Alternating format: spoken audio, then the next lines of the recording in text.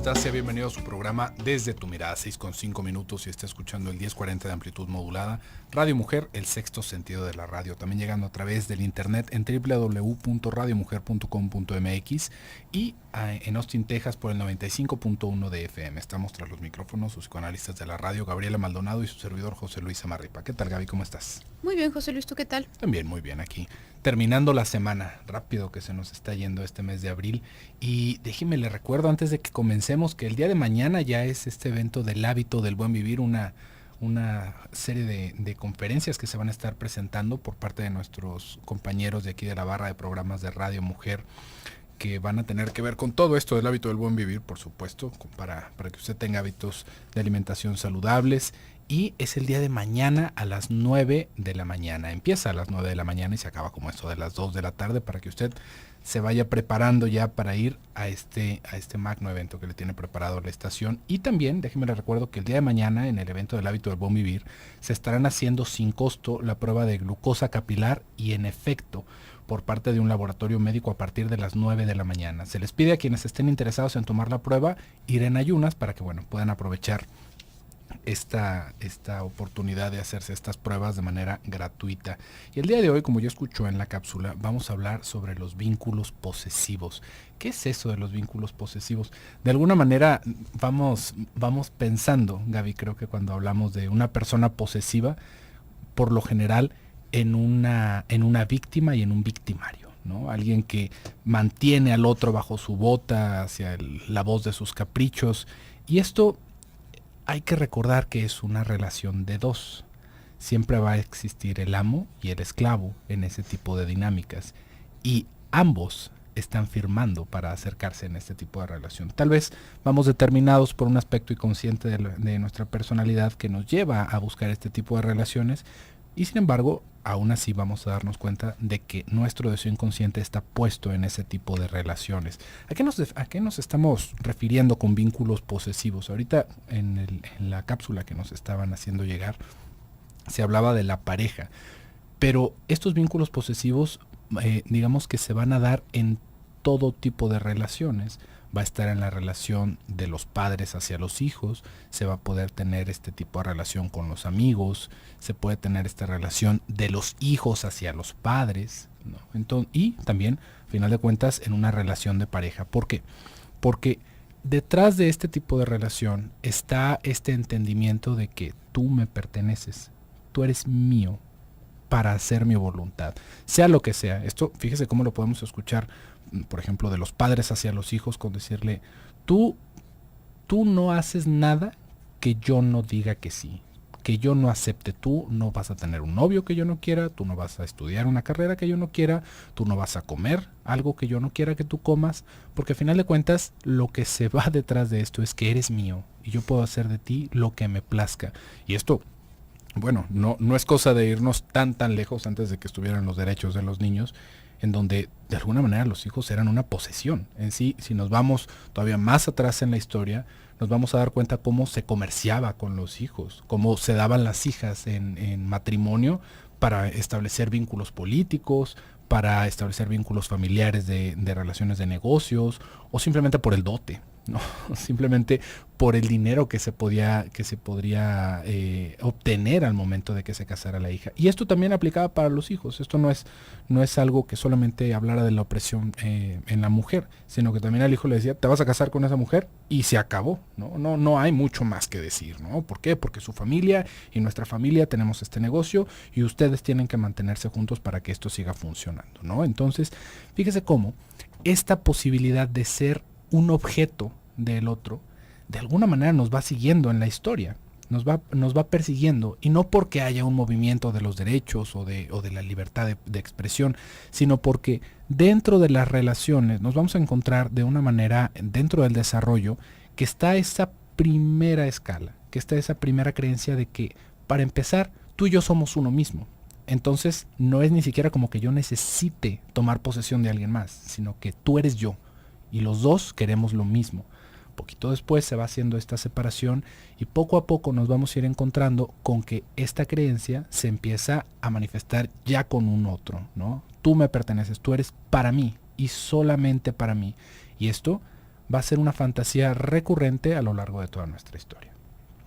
Sí, que se convierte como en una especie de refugio, ¿no? Porque está esa fantasía básica, esta fantasía de los primeros momentos de la vida, más que fantasía, es una concepción de la realidad, una concepción cortada de la realidad, ¿no? Nuestra capacidad mental no nos permite, recién nacidos, captar muchos aspectos de la realidad, y la experiencia que se tiene es, apenas naciendo, algo muy similar a cuando se estaba en la matriz. Uno se podría preguntar, bueno, pues un niño mientras está en la matriz, ¿qué entiende de las cosas? Pues entiende que se alimenta solo, que él mismo tiene una sonda que lo alimenta, y que él mismo está cubierto por algo que le brinda calor y que le brinda todo lo necesario, ¿no? Y esa misma sonda se deshace de todos los desechos necesarios, etcétera. Entonces es como una especie de Dios ahí dentro, ¿no? ¿Por qué? Porque lo hace todo verdaderamente. Es mucho más lógico entender que no tendría manera de saber el niño que está conectado al cuerpo de su mamá, y que en realidad es el cuerpo de su mamá quien está cumpliendo con todas esas funciones en lugar de su propio cuerpo, o en conjunto más bien con su propio cuerpo. Ahí nos parece muy lógico, pero nosotros pensamos que cuando sale, entonces ya es una persona pequeñita y ya entiende absolutamente todo, y realmente no, sale y todavía ni siquiera puede ver muy bien, que digamos, no se terminan de desarrollar todavía las células de los ojos, ni en muchos otros sentidos. El niño va a pensar lo mismo, que si recibe alimento y si recibe confort y si recibe calor, es por su propia voluntad, es por su propia fuerza, ¿no? Y es muy frustrante cuando se da cuenta de que no es verdad, de que es alguien más que lo hace. Entonces, digamos que este es un momento crucial, es un momento de frustración que hace un parteaguas en la cabeza, o más bien deja el parteaguas necesario para que se cree un psiquismo en la cabeza de nosotros, este momento frustrante y aterrador de saber que no podemos hacer nada por preservar nuestra propia vida, que dependemos de otra persona, y eso es real mientras somos bebés. Pero más adelante como que se puede sortear de una u otra forma. Igual queda una fantasía de ser uno mismo con otro. Igual queda una fantasía de sí estar en ese todo que me lo puede proveer todo simultáneamente sin que haya ninguna divergencia, ¿no? Cuando estaba en la panza, en el vientre de la mamá, pues no había problemas de que la mamá estaba en el baño mientras él necesitaba que lo taparan, ¿no? Porque siempre estaba en el mismo lugar que la mamá, ¿no? Siempre iba ahí pegadito. Y esa fantasía, esa especie de añoranza, queda a lo largo de mucho tiempo, para algunas personas de una forma mucho más radical que otras, y va haciendo posible este deseo de tragarse al otro, ¿no? Porque estos vínculos posesivos son vínculos como canibalísticos realmente, son vínculos de tragarse al otro, ¿no? ¿Por qué? Porque eso hace sentir esa seguridad y ese confort de aquella primera fantasía. Vamos a ir a un pequeño corte y regresamos.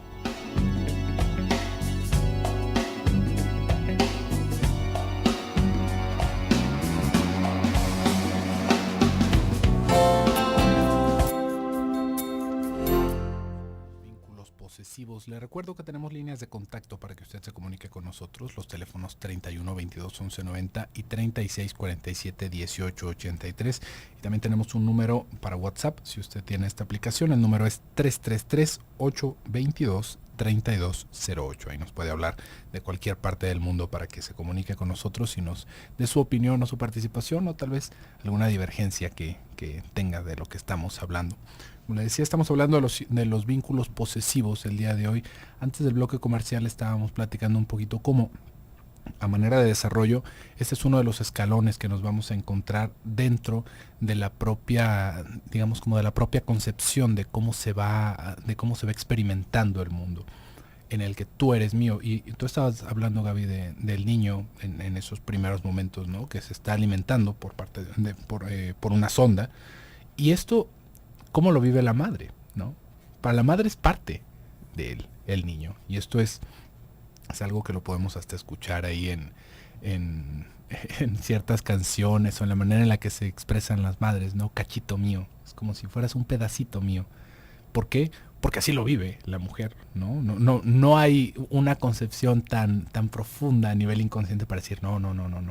Es un organismo multicelular ajeno a ti, ¿no? Es la suma de tus genes y los de tu esposo, pero es un ser totalmente independiente a ti, ¿no? Eso no pasa, ¿no? La mujer dice, me creció el abdomen, me creció mi pancita, salió un niño, es cacho mío, ¿no? Así como los niños, en un primer momento, estábamos hablando el día de ayer un poquito sobre los niños y el excremento, Gaby, como los niños a veces presumen su popó, ¿no? Mira, mamá, ven a ver lo que hice, ¿no?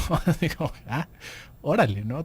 La madre se queda así como con los ojos cuadrados y bueno, ¿y eso por qué lo hacen?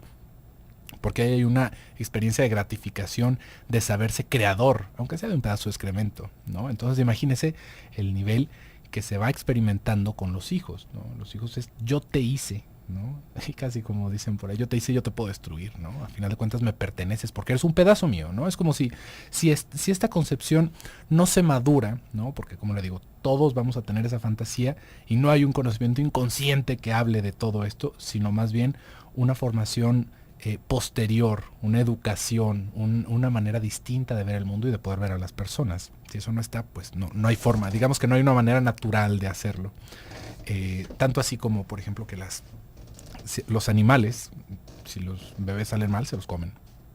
No es así como, ay, cachito. No, lo hice y lo reintegro, ¿no? Así como comernos las uñas, pues es exactamente lo mismo. Si lo pensáramos nada más desde el aspecto instintivo, no hay esa idea de que el otro es un otro, a final de cuentas, ¿no? Y esto, digamos que nos va persiguiendo a lo largo de la vida digamos como en la propia repetición de esa primera experiencia con la relación que llegamos a tener con nuestra madre. Entonces, ahí vamos a tener esa fantasía de mi media naranja. Es que me hace falta alguien, ¿no? Ya cuando lo decimos de esa manera, me hace falta alguien. ¿Cómo te hace falta alguien? Podríamos hablar del estado de falta, pero cuando hablas de que te hace falta alguien, es como si tú no fueras un individuo de por sí, sino como si hubiera un cacho tuyo que estuviera por allá afuera, dando maromas independiente a ti, y que lo que se necesita es, digamos, como volver a ese estado de fusión, que es lo que se acaba experimentando con ese tipo de enamoramientos. Y esto es justamente la semillita de los vínculos posesivos. ¿Por qué? Porque entonces el otro no es mi compañero. Nótese que siempre va a estar esta fantasía de que el otro es mío. Y es parte de lo que se puede ir jugando dentro de esta fantasía sin que se vuelva una cosa persecutoria y horrible. Porque eres amor mío, ¿no? Eres mi amor o eres mi cariño. ¿Por qué? Porque yo te siento propio.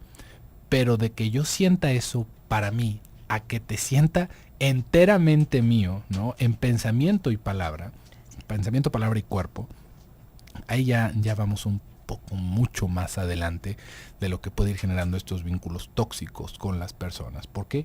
Porque entonces ya ahora sí nos podríamos poner con ese de ¿qué piensas? No, pues nada. No, me estás mintiendo. ¿Qué estás pensando? ¿Por qué preguntamos qué estás pensando? ¿No? Pues es una pregunta a veces hasta ociosa. ¿Por qué? Porque lo que estamos intentando es poseer al otro hasta en sus pensamientos, como si fuera una cabeza para los dos. Y esto es parte de lo que podríamos llegar a entender como un vínculo posesivo. Esto, evidentemente, que va a tener diferentes manifestaciones dependiendo del tipo de relación que se vaya formando. Uno de estos es justamente este estereotipo que estamos tan acostumbrados a ver de una pareja en donde uno es sumiso y el otro es dominante.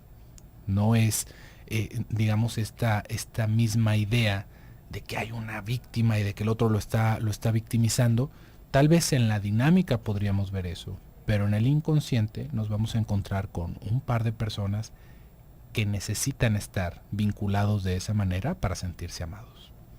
Claro, y que dependen tanto el uno del otro, ¿no? Como el otro. No es que la víctima tenga mucho menos poder que el que está haciendo el papel de sádico, ¿no? Nos dicen por aquí, Julieta nos está compartiendo, buenas tardes, pienso que quizás todos somos posesivos hasta cierto punto. De entrada, los celos pueden ser posesividad al querer tener a una persona junto a nosotros y recurrimos al chantaje y a la manipulación. Saludos y excelente tema, Julieta. Muchísimas gracias por compartirnos.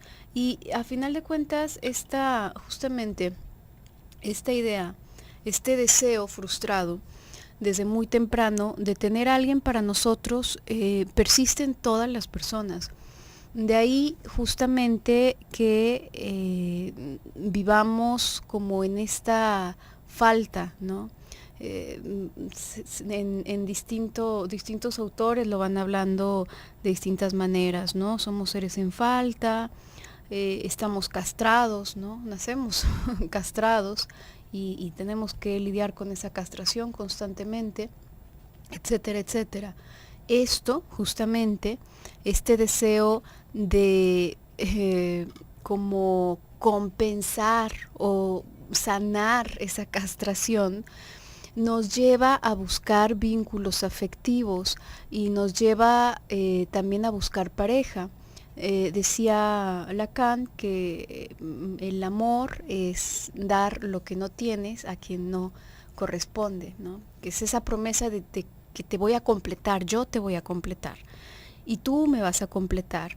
Y la realidad es que no podemos completarnos, estamos destinados a vivir así, estamos destinados a vivir en falta. Porque si no estuviésemos en falta, pues no estaríamos vivos, ¿no? Ya estaríamos muertos, realmente estaríamos en la tumba. Entonces es verdad, todos tenemos eso como una especie de motor, eso como un deseo, pero vamos encontrando formas más dinámicas para lidiar con la frustración de darnos cuenta que es mentira, que no podemos poseer a nadie y que en efecto vamos a vivir con esa ausencia siempre.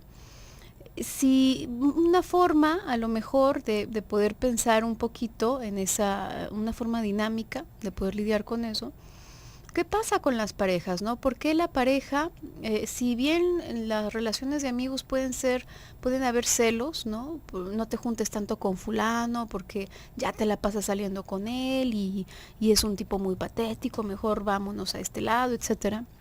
Puede haber celos, pero cuando se trata de una relación de pareja, ahí el contrato, por lo general, es que en la intimidad no se va a compartir con nadie más que con esta persona. Es como un jugar a que nos pertenecemos, al menos en esa área únicamente, ¿no? Por mutuo acuerdo.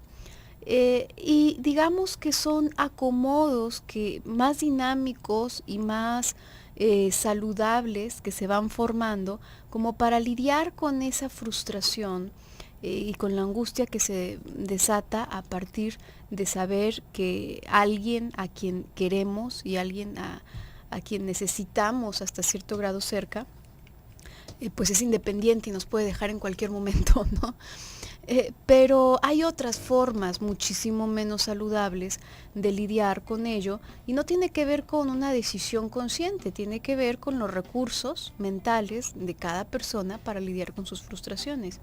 Sin embargo, este vínculo posesivo que trata como de romper al otro, como de lisiar al otro para que entonces me necesite y se quede a mi lado, esta es una de esas formas muy destructivas de tratar de lidiar con la angustia de separación. Vamos a ir a un pequeño corte y regresamos.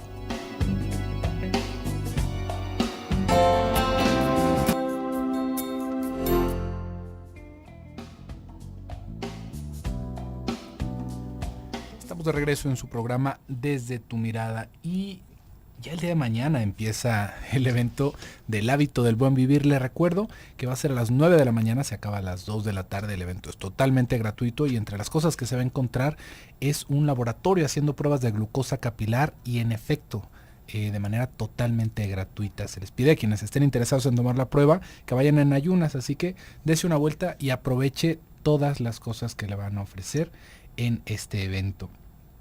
Tenemos acá una participación, la voy a leer.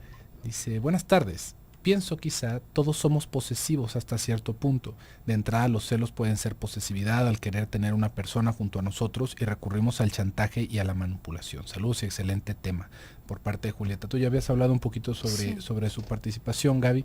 Esto de los celos lo quiero retomar porque de repente vamos pensando que todos los celos son lo mismo y no es así. No podríamos hablar de que cualquier impulso de celos tiene que ver con una personalidad posesiva, porque esto lo he escuchado muy a menudo, como si fuera un indicativo que uno está en peligro dentro de una relación. Oye, no, es que si ella es muy celosa o si él es muy celosa, si él es muy celoso, aléjate, porque es una persona posesiva y es una persona que te va a hacer daño, porque te va a querer controlar y lo demás. Vamos quitándole un poquito el romanticismo a este asunto. Todos nos queremos controlar, todos. Todos nos vamos a querer controlar, eso es normal.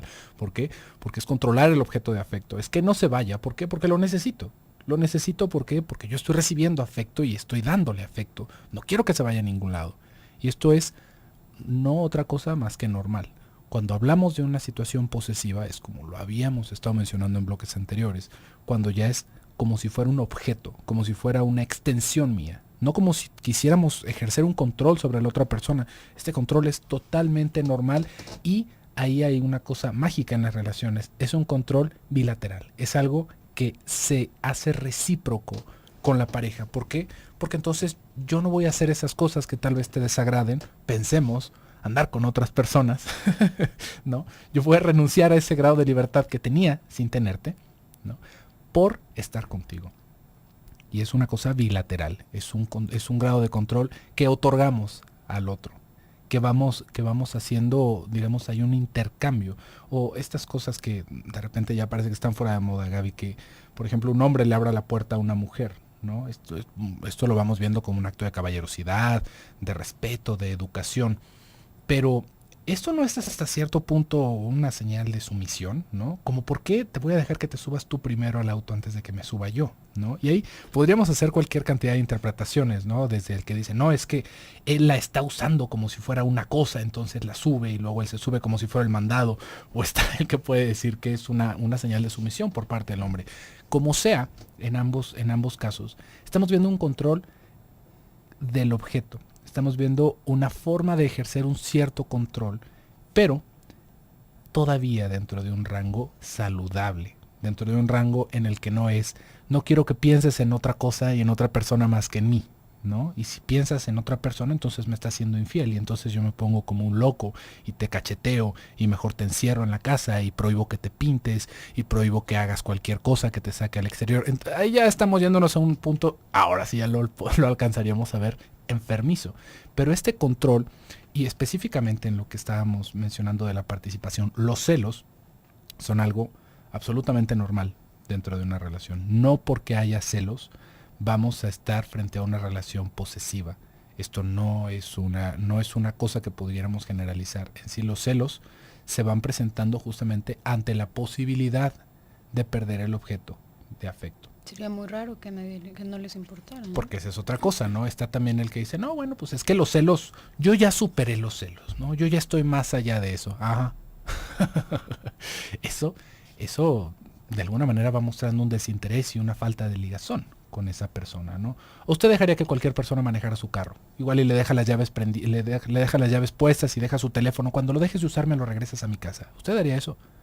Como por qué pensaríamos que lo podríamos hacer con nuestra pareja. Pues definitivamente que no, ¿verdad? Y uno puede decir, no, bueno, es que cómo se compara un carro con una relación. No, acá lo que estamos intentando explicar es el sentido de pertenencia que se tiene sobre las cosas. No que nos roben como si nos estuvieran robando una oveja o una vaca, ¿no? Sino el sentido de pertenencia que tenemos con la persona. Por supuesto que yo no quiero que esa persona quiera a otra persona, ¿no? ¿Por qué? Porque todo mi afecto está puesto en esa persona. ¿Cómo voy a permitirme esa posibilidad? Y ahí es en donde vienen los celos.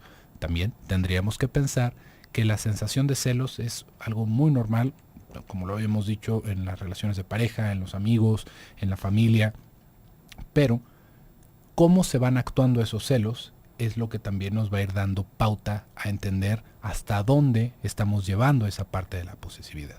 Claro, cómo se tramita, ¿no? Y justamente el hecho de que es curioso, pero esta es como el eslogan que se vende, ¿no? Es que es tratar a las personas como objetos.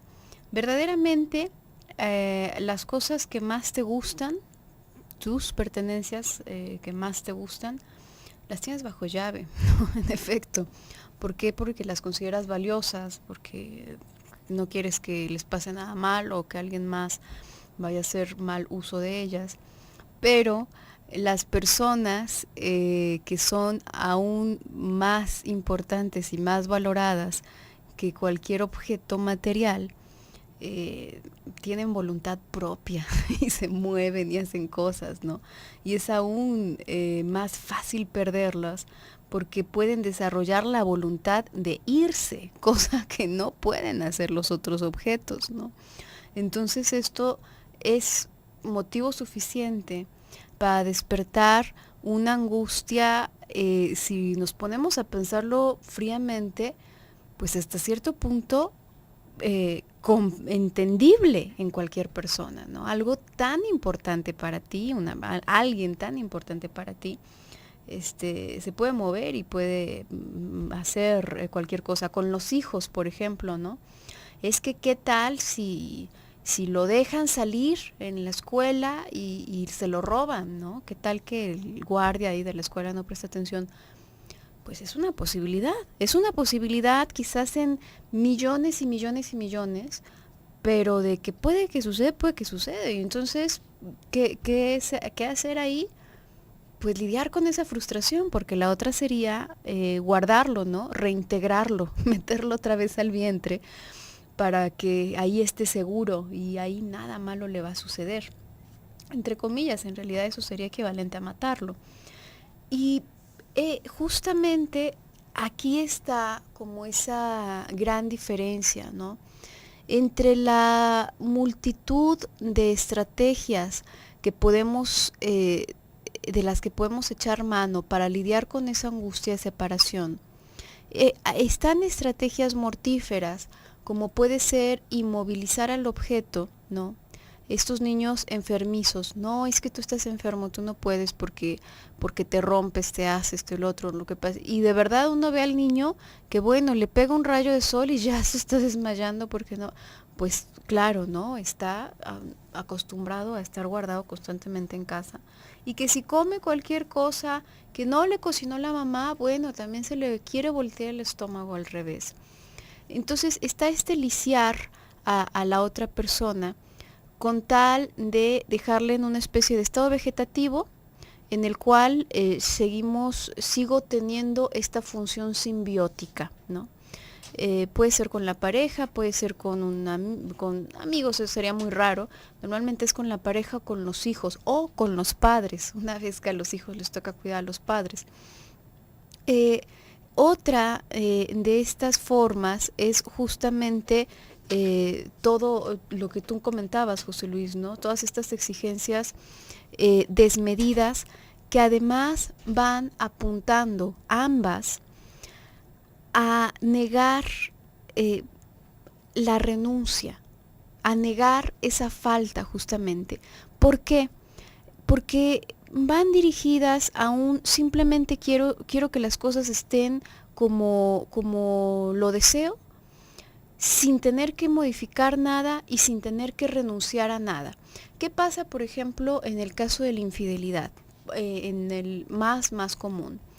Yo quiero que esto funcione, pero no quiero que mi esposo se enoje al respecto, o que mi esposa se enoje al respecto. Yo quiero que todo se quede idéntico como estaba. No quiero renunciar a nada, ¿no? Quiero la libertad, pero al mismo tiempo quiero la tranquilidad. Entonces no, para poder estar en centro tenemos que entender que tenemos esta castración inicial y que necesariamente vamos a renunciar a algo. No podemos tenerlo todo. Vamos a ir a un pequeño corte y regresamos.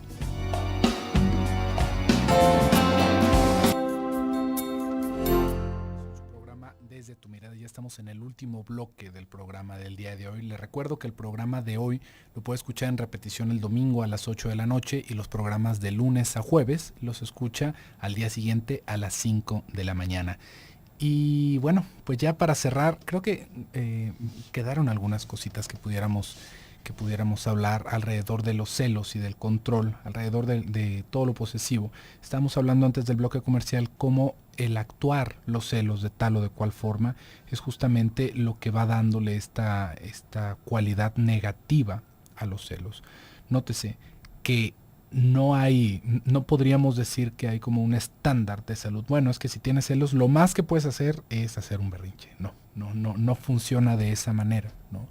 Sino que más bien tendríamos que ver cuál es, digamos, la intención de estos celos. Cuando la intención de los celos es destruir, no nos podemos equivocar, ¿no? Cuando la intención de los celos es inmovilizar, como tú habías dicho, Gabriela, ahí también no nos podríamos equivocar con decir que ahí ya estamos en algo que no es nada saludable para nosotros, ni para la persona que le estamos aplicando ese tipo de control, aun que esa otra persona acceda. Porque acá es algo con lo que empezábamos el programa. Podríamos pensar que estas personas que dominan a los demás, que se van apoderando de los otros, son los malos de la película. Y hay que recordar una vez más que las relaciones son de dos. Podríamos escuchar cosas tan terribles, ¿no? O a veces en la misma comparación de, por ejemplo, personas que golpean a su pareja al borde de la muerte muchas veces, ¿no? Y aún así continúan juntos, o que se amenazan con armas, y esto lo podríamos pensar en una mujer, ¿no? Como a una mujer que la golpean hasta que la dejan como una pulpa de sangre y todavía regresa con esta persona. Ahí, como le estaba diciendo al inicio del programa, podríamos estar hablando que también estamos determinados por parte de nuestro deseo inconsciente, pero en ningún momento entra esta parte de la indefensión, tal cual como se quiere explicarlas más de las veces. ¿Por qué? Porque lo que estamos viendo ahí es justamente un vínculo sadomasoquista, alguien que está permitiendo que el otro lo esté lastimando por cualquiera que sea la razón, ¿no? Si estamos hablando de un aspecto inconsciente, definitivamente que no es algo que uno firme, ¿no? Así que, ay, qué padre que me den de cachetadas, por supuesto que no. Pero aún así estamos viendo que hay algo que se está cumpliendo con esa relación. ¿Por qué? Porque si no, acuérdese, nosotros como seres vivos tenemos un par de reacciones ante la violencia. Una es correr y la otra es defendernos. Si nosotros nos quedamos ante la agresión, no estamos hablando de algo que vaya con nuestra naturaleza, sino algo que va dentro de nuestro aprendizaje cultural, dentro de nuestro psiquismo, ya trascendido del instinto. ¿Por qué? Porque si una persona me quiere lastimar y yo no puedo correr, yo no tengo de otra más que intentarlo lastimar también, ¿no? Para que se detenga. Pero lo que vemos ahí son justamente estos actos de martirio, ¿no? De no levantar ni un dedo, y no importa que me hagan y que me regresen y que me vuelvan a hacer, yo no levanto un dedo. ¿Por qué? Porque pensemos en una persona que esté temiendo por su vida, en cualquier momento se hace de un arma, ¿no? Y a la primera levantada de mano se defiende. O huye, ¿no? El día siguiente, voy por las tortillas, y nunca más se le volvió a ver, ¿no? Bueno, es que me tienen encerrado y me tienen de tal cual. Ahí vamos a ver que hay algún momento de escape, ¿no? Y si no, justamente es porque se hace este tipo de relación. Y ahí hay algo que también es interesante pensar, porque efectivamente las posibilidades de estas personas se les van cerrando, se les van acabando, no se sienten capaces de hacerlo. No es que no estemos diciendo que no haya una situación negativa de por sí, ¿no? No es algo que efectivamente no ponga en peligro la vida, porque bueno, podríamos hablar del deseo inconsciente y de que hay un goce perpetuo ahí, pero la vida sigue en peligro, ¿no? Y en una de esas se le pasa y la mata, o lo matan, ¿no? Entonces, definitivamente que no es algo que digamos, bueno, pues si se dejan, pues como quieran, ¿no? No va por ese lado. Y que también dentro de esa misma situación de violencia, la otra persona puede acabar eliminando todas sus posibilidades de salir de ese tipo de maltrato. También porque por la indefensión que se puede vivir, por el miedo, por tantísimas cosas. Pero no podemos dejar de lado que nosotros elegimos a esa persona. ¿Por qué elegimos a esa persona? Acá no estamos intentando librar de culpas o de responsabilidades a ninguna de las partes, sino más bien hacer un análisis. ¿Por qué acabamos en esa situación? ¿No? ¿Por qué terminamos constantemente en situaciones de abuso con las personas? Eso es lo que nos tendríamos que preguntar. No que si yo soy la víctima y que si entonces qué voy a hacer. No, eso ya vamos dejándolo para otro tipo de programa. Acá lo que estamos interesados, como le digo, es en esa razón inconsciente que nos involucra en este tipo de relaciones. Y justamente ahí tendríamos que rescatar lo que hemos estado hablando de estos vínculos posesivos, de cómo se hace un primer vínculo desde esa forma y no puede trascender por la imposibilidad de la madre, por la imposibilidad del padre de separarlo, y va a estar como una condena a la repetición hasta que nosotros busquemos una alternativa, hasta que nos podamos desengañar un poquito, sacudirnos un poco la cabeza y decir, hay otra manera de vivir. Claro, porque hay una ganancia, ¿no? A final de cuentas, no nos quedamos en absolutamente ningún sitio que no nos signifique una ganancia, así sea la cosa más extraña que nunca nos podremos imaginar. Bueno, pues ahí está la ganancia. Y si esta pesa más que el peso del sufrimiento que puede surgir de la situación en cuestión, pues entonces la persona se va a quedar ahí. ¿Qué pasa con esta situación de la víctima y el victimario, etcétera? Ahí hay una cuestión en donde ambos se están controlando de alguna forma. ¿Por qué gana la víctima? Uno podría decir, bueno, es muy evidente lo que gana el amo, ¿no? Quien está jugando el papel de amo. Porque pues el otro hace todo lo que le plazca, es su esclavo, ¿no? Lo utiliza para absolutamente cualquier cosa, no tiene que mover un dedo porque el otro ahí anda atrás, etcétera, etcétera, etcétera. ¿Y qué gana entonces el esclavo? Porque está ahí por su propia voluntad, a final de cuentas, ¿no?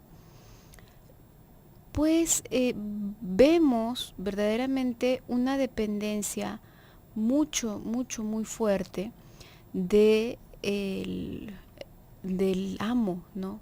Verdaderamente llega un punto en que pues no podría vivir sin su esclavo, ¿no? Y esta es la fantasía justamente de esta clásica mujer sumisa, ¿no? El esposo golpeador, borracho, hace, deshace, ¿por qué no lo dejas? No, es que se va a morir sin mí, porque yo voy y le volteo su cabeza para que no se broncoaspire su propio vómito, y entonces le hago algo de comer y le lavo la ropa y se orina encima de él, entonces yo lo cambio y sin mí no podría vivir.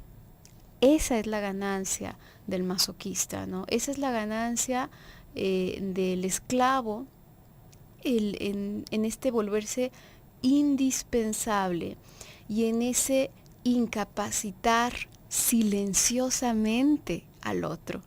Es una forma de lisiar al otro mucho más silenciosa, muy escondida, en donde además se libran de toda culpa, ¿no? Yo no hago más que servir, yo no hago más que ofrecer cosas buenas a los otros, entonces yo puedo lisiar al otro que está a mi lado y al mismo tiempo seguir siendo el bueno, ¿no? Es en verdad algo que puede parecer maquiavélico si lo vemos desde el fondo, desde la raíz, pero no es que la persona lo esté planeando de esa manera, ¿no? No es que esta persona masoquista conscientemente calcule las cosas para hacerlo de esta manera. Lo cierto es que el deseo inconsciente apunta a eso justamente, y que eso es lo que va realizando de a poquitos en su relación. Por eso, muy probablemente alguno de ustedes habrá visto alguna pareja de esas muy, muy duraderas, de maltrato hacia la parte de la mujer. ¿Qué pasa cuando son adultos esta pareja? ¿Qué pasa? Pobre señor, porque se la van a cobrar, bueno, con recargos toda, ¿no? Y a lo mejor muchos dirán, y bien merecido, bueno, es un intercambio en el que ambos estuvieron de acuerdo.